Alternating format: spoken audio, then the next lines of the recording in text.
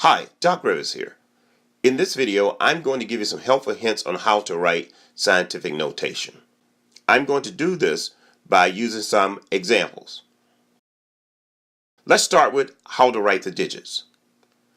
I call this the rule of 1.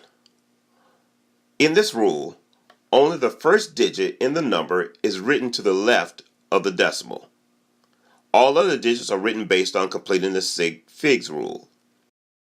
This is perhaps the most important rule to remember in writing scientific notation. If you're not familiar with the Sig Figs rules, please see my video on this subject. If we take a look at these numbers and we note the number of Sig Figs, we'll see the first number has 1 Sig Fig, the second 4, the third 3, and so on.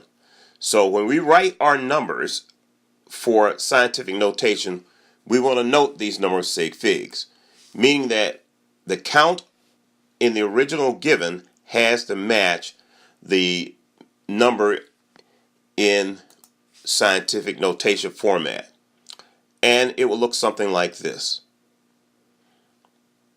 Notice that 100 has 1 Sig Fig, and it would be written as the number 1.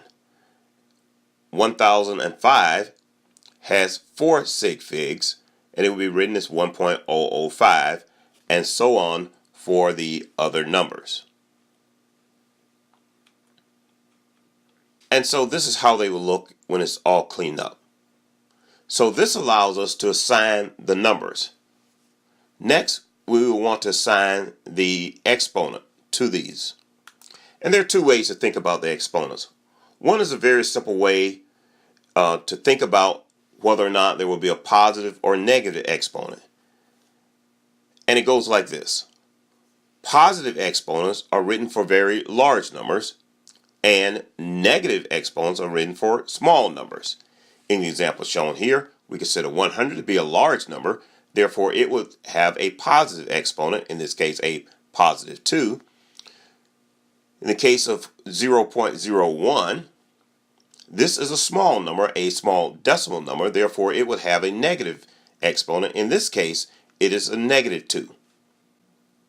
This is equivalent to saying that when you make a decimal move to the left, the exponent becomes positive, and when you make a decimal move to the right, the exponent becomes negative. So if we return to our example, here we would make a count of how many moves we made from our given to the number that we write. In the case of 100, we made 2 moves. In the case of 1005, we made 3 moves. In the case of 0.000213, 4 moves, and so on. And we note that whether this move is to the left or to the right. Again, in the case of a move to the left, that creates a positive exponent. In the case of a move to the right, we have a negative exponent.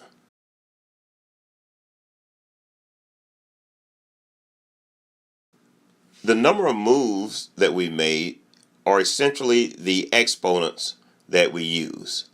And again, noting whether we went left for a positive exponent or right for a negative exponent, this leaves us with the values shown on this slide.